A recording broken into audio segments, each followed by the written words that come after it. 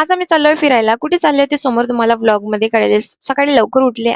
सगळ्यांच्या आधी मी तयार झाली, अंघोळ वगैरे केली आणि कुठे जायचं म्हटलं की लहान बाळ असले आपल्या सोबत तर टिफिन घेऊन जायचंच असते. तसं पण आम्हाला थोडा उशीर झाला होता घरी. आम्ही जेवण करूनच निघालो होतो घराच्या बाहेर आणि क्रिशाला मँगो वगैरे दिला आणि जेवू घातलं. आज आमच्या गाडीमध्ये खूप सारे बच्चे वाटते. यांचे मम्मी-पप्पा टू व्हीलरने समोर निघाले आणि यांना खाऊ वगैरे घातले. यांचे मम्मी-पप्पाची आठवण नको यायला म्हणून. शांतपणे खाऊ खात आपले गाडीमध्ये बसले होते आणि जाता-जाता आम्हाला पाऊस पण लागला. आम्ही कुठे आलो ते सांगते तुम्हाला. आम्ही आलो घोगरा महादेव, नागपूरवरून 30 किलोमीटर आहे. जवळच आहे. छान प्लेस आहे.